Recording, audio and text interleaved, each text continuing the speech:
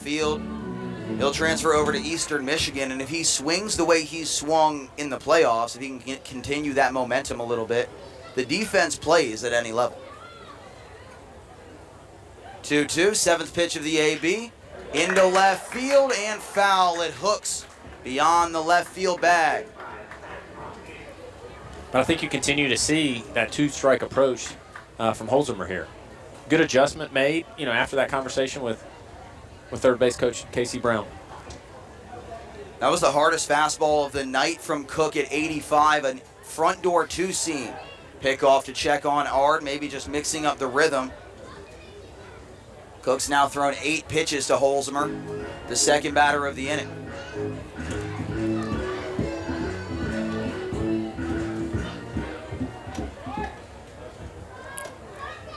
Coming home and downstairs, the count goes full. A good take by Holzheimer on a curveball, and it misses 2 balls below the zone.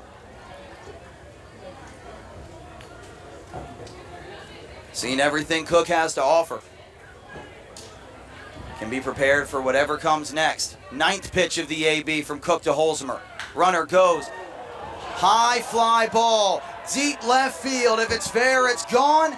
It is foul by a matter of feet.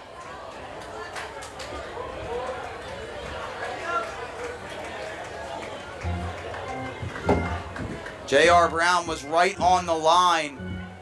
Holzheimer, you could see, not celebrating, just watching as he made a few slow hops toward first. And that one just hooking on the wrong side of the pole. Got a fastball he could handle. Nearly left the yard. 10th pitch coming. And got him with the changeup. Cook wings the lengthy battle. 1 on, 1 out for Ryan Oots. I think obviously Holzheimer is going to be frustrated by the outcome, but with that at bat, seeing those pitches, you don't have any idea what the dividends that could pay off to either him or another Blowfish later in the game. Cook's season high is 3 1/3. He's gotten 2 outs on 3 batters thus far. Aside from Reed Dittner, don't know exactly where else Russ Burroughs is looking to go. Changeup misses high to Ryan Oots, the 8-hitter. Back in right field for a second game in a row after missing game 1 of the Pettit Cup Finals with a bone bruise on his right knuckle. Oots grounded out to end the first. Late decision to swing on a fastball. Drives past him at 84 down the middle. You can see just a little bit of hesitation from Oots trying to wait back on the low to mid-80s fastball, and it cost him.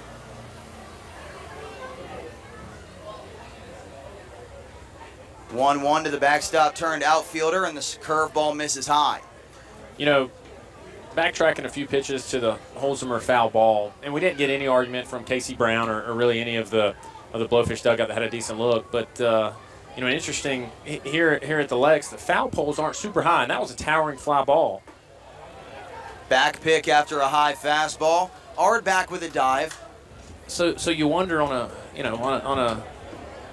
a deep fly ball like that was a little bit closer. It's really a discretion call by the home plate umpire or the third base umpire in this case, and difficult to judge. And we've seen that happen a couple different times. 3-1, Oots swinging away and fouls it back. Ryan Oots would be the all-time Blowfish leader in home runs in a single season with 12 if that didn't happen. There was a long drive in the last week or two of the regular season that landed on Home Run Hill, the entirety of which is in fair territory, that was called foul, and that cost him a home run. So those low foul poles making a difference. Another 3-2 pitch. Ard is going, swung on, strike 3. Tipped into the mitt, back-to-back Ks. All 3 outs for Andy Cook have been the strikeout. Ard gets his 5th steal of the summer. Much like Bryson Jewell, Andy Cook going to the changeup as his put-away pitch seems to be the offering he trusts the most.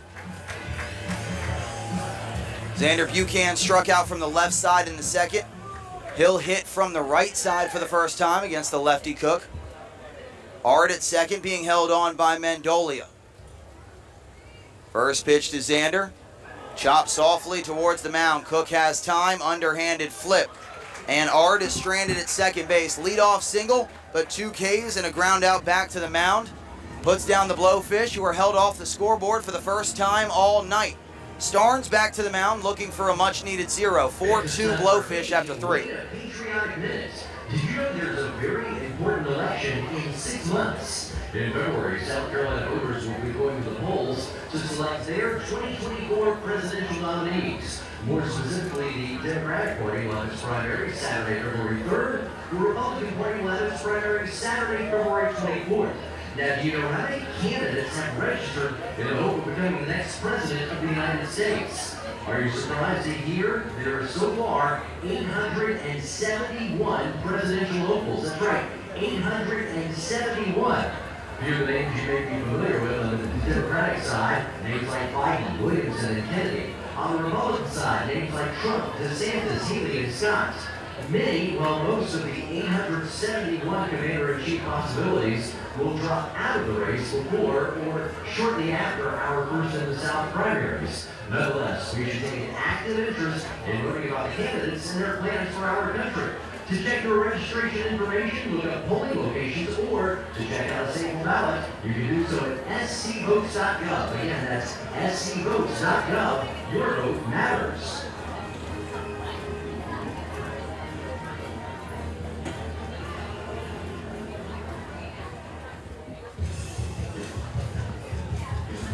Top 4 in Lexington County Coastal Plain League Pettit Cup Final, Game 3. One of these teams walks away with their first Pettit Cup either ever or in their current location. Sharks have never won a Pettit Cup. Blowfish won one in Columbia in 2012. Haven't won since moving to Lexington in 2015. We saw co-owner Bill Shanahan on the field talking to home plate umpire Joe Blumenauer. There are storms in the forecast in about a half hour.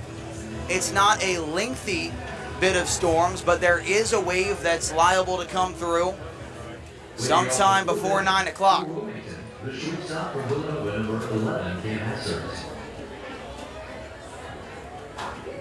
And that potentially impacts the way both of these teams ride their current pitchers.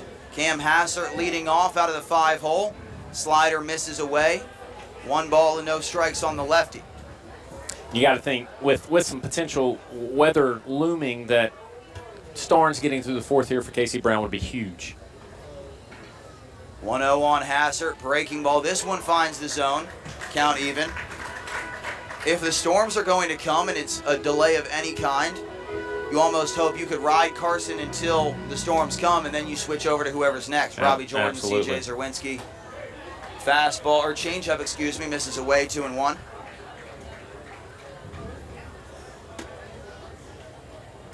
Hassert grounded out on the only pitch he saw back in the 2nd, went to first base. Another slider. Hassert unable to pull the trigger despite that catching the most of the zone. 2 balls and 2 strikes on the shortstop from Villanova. Fastball away and dropped by Buchanan, count full. That's the hardest pitch of the night at 89. Starnes digging deep for velo, but lost the command on the offering. Payoff pitch. Back foot breaker over towards the Blowfish dugout. Hassert stays alive. That was a sharp late breaking slider. Had he not fouled that ball off, and may have hit his back foot. Had that good late movement.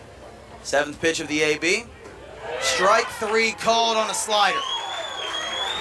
First strikeout of the night for Carson Starnes. Backdoor breaking ball locks up Hassert. 4 outs on the last 3 batters. No, what I just saw was actually a pretty cool exchange. So you saw Hassert there, took the pitch, obviously wasn't expecting the backdoor breaking ball. I think he maybe was expecting that back foot breaking ball. Before the pitch really was even past the plate, kind of slung his bat toward the dugout and started toward first base. Popped up into right center field. Oots and Pendergrass coming over. Oots underneath it. He makes the catch. Yeah, and to finish that story, flung the bat toward the third base dugout and, really knew that was a strike. And about 5 steps toward the dugout, turned around to the umpire and patted his chest as my bad, Blue. That was all me. Certainly something that we haven't seen a lot of in terms of positive exchanges between players and umpires this series. Nice change of pace. 2 up, 2 down in the fourth for Starnes. Bunt is shown and then pulled back by Lucas Johnson. Slider catches the outer third, 0-1. Starnes already back on the rubber waiting, has his sign, and as soon as the ball's put in play, he's coming home. Same pitch, this time swung through. Johnson down 0-2. Got to think he's feeling that slider right now. I'd say we're going to see another one in the dirt. For a swing and miss, strike 3. 0-2 from Starnes. Breaking ball, front door, and inside out swing from Johnson. Those clouds continue to darken behind right field. Coming from the west. We'll see how much more baseball we get before that rain touches down. Field's taken a lot of water in the last couple days. 0-2. Fastball chopped out to Zach Cowart. Cowart gloves it, on to Art at first. 1, 2, 3, 4 for Carson Starnes. He retires the side in order. Puts it through, giving up 2 and 4 innings on just 41 pitches. Efficiency the name of the game, and he's done well. Blowfish have the top of the order hitting when we come back.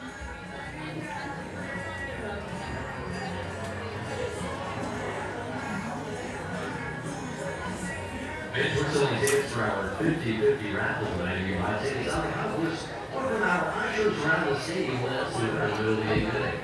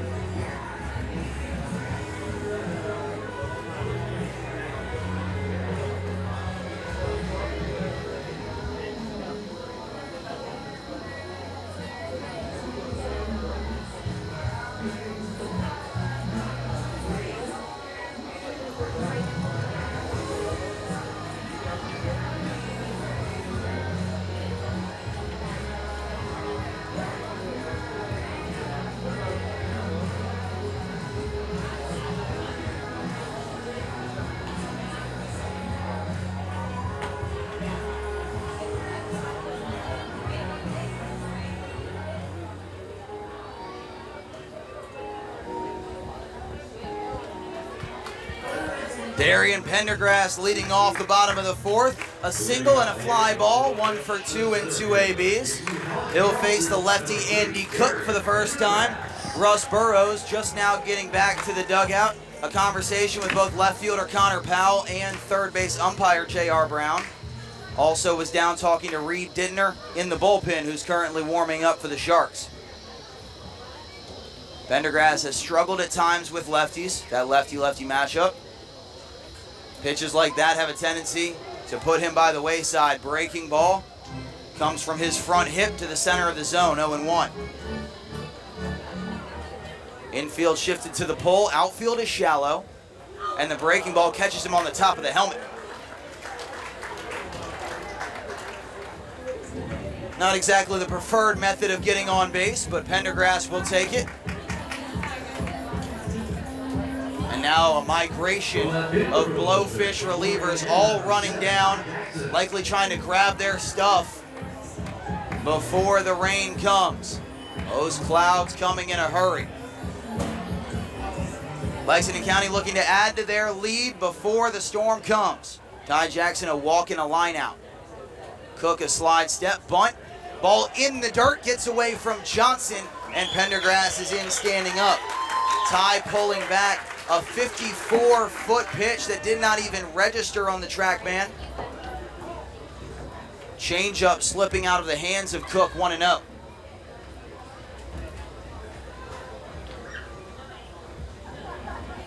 We'll see if the bunt stays on. Corners in.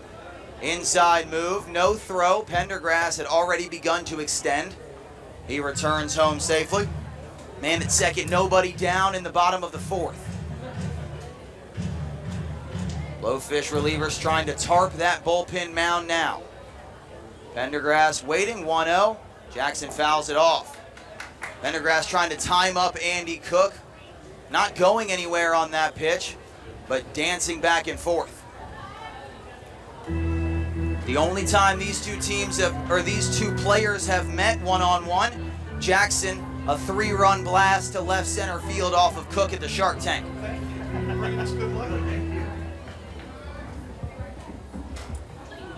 1-1 on Ty Jackson. Changeup misses high, and maybe some miscommunication. Cam Hassert crashed into second base, thinking there would be a pickoff, and Cook delivers. So the entirety of the left side of the infield was open on that pitch. 2 balls and a strike on Ty Jackson. Hassert backs away. Changeup waved at in the dirt. Ty Jackson coming out of his shoes on that pitch.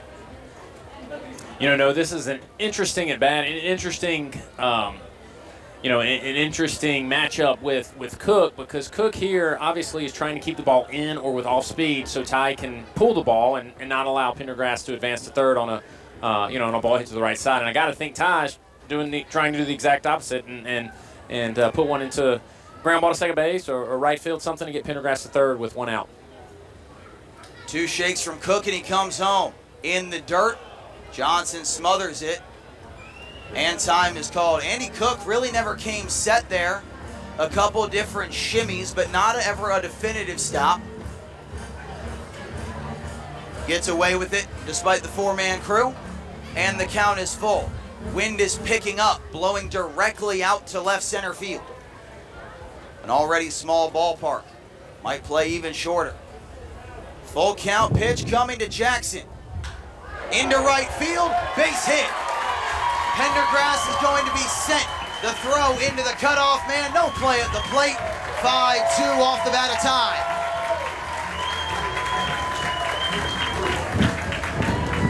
No, exactly like what we were talking about. Ty Jackson there trying to do anything that he can to get Pendergrass to third base, with no outs, and is able to put the barrel to the ball and hit a hard line drive to right field. Russ Burrows calls time, and with the wind picking up and the storm seemingly moments away, not sure if he's stalling for a reliever, bringing in a reliever, maybe stalling to get to that delay. We're seeing umbrellas fly away down the left field line. The Sharks are covering their bullpen mound. J.R. Brown and Joe Blumenauer, the third base and home plate umpires, are talking together. Looks like Blowfish interns pointing toward the tarp, I would assume, to start getting people in that direction. Looks like they're trying to move everybody available that way. Seems like it's coming.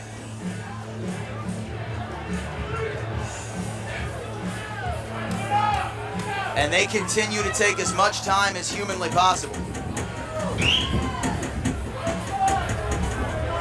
Lexington faithful getting restless. Blowfish not happy about it. The good news on the Storms is it doesn't seem like it'll be a particularly long run of storms, but this field still feeling the after effects from 4 hours of heavy rainfall yesterday in the late morning and early afternoon. Blowfish front office and grounds crew doing everything in their power to make it playable yesterday, and it was still a little slick. But for now, we're going to maintain play. Ty Jackson in first, 1 run home, nobody out in the bottom of the fourth. Ashby Vining, a strikeout and a homer. Off speed misses outside, 1-0.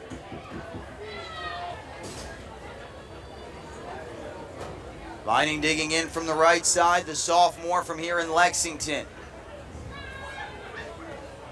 Downstairs with the change. Change-up heavy diet increasing even further for Andy Cook in the middle part of the order. Vining did not face Andy Cook. Cook was lifted after Jackson's home run in that game at Wilmington. Breaking ball chopped towards third, to second for one, to first. High throw and not in time. Fielder's choice sets down Jackson, but Vining beats it out. 1 on, 1 out. He was out in front of a curveball away. Yeah, Cook give in the middle of the Blowfish order a healthy dose of off-speed pitches, change-ups, breaking balls, as we just saw a little bit of weather maybe flashing this way. Certainly something going on behind the first base line.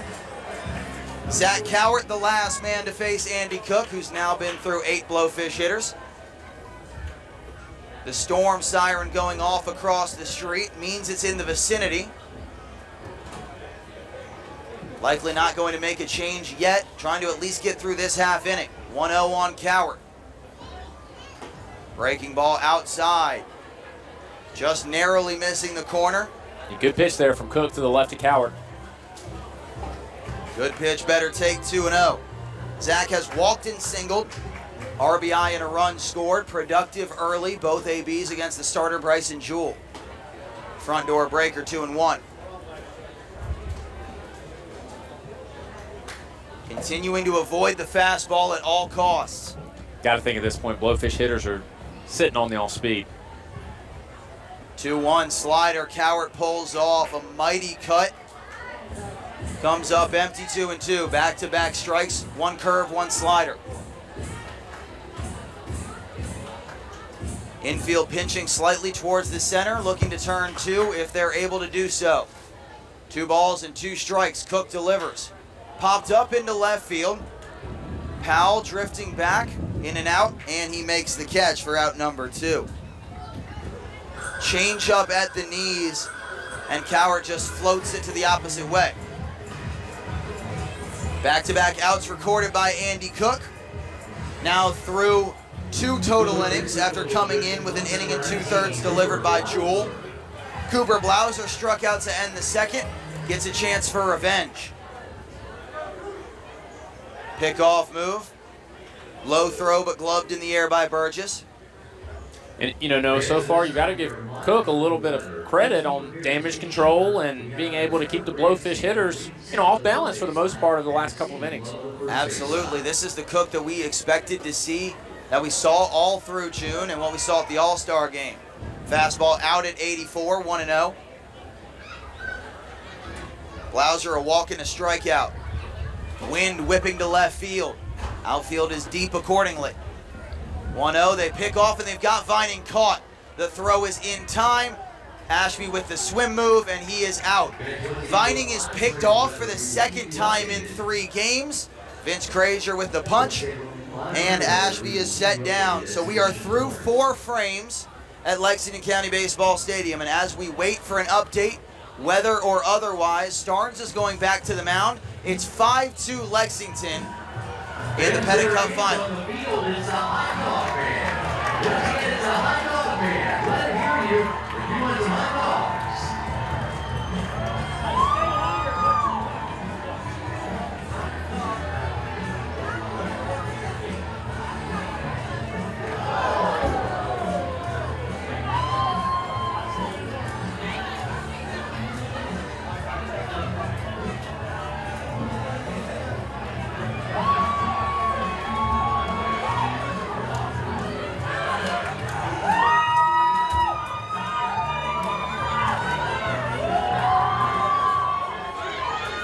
Fans, at this time, we are suspending play due to weather conditions. Once again, you are invited to take cover under the covered grandstand or underneath the green tent on the third base concourse. The stadium club is also open and available to you on the first base concourse. Once again, we are pausing the game at this time due to weather conditions. Please take cover for your safety. All right, ladies and gentlemen, just a little update in case you didn't pick it up from the PA on our crowd mic. We are going to suspend this ball game temporarily, enter a rain delay 5-2 Blowfish after 4. The tarp is going to come on, hopefully before the rain comes down. So we will step away, keep abreast of everything on Twitter. We will keep you updated here on FloBaseball and Blowfish Radio as you can. Go Blowfish is the Twitter to look at. But for now, we are in a rain delay. 5-2 Lexington, and we will let you know what we know as soon as we get the chance.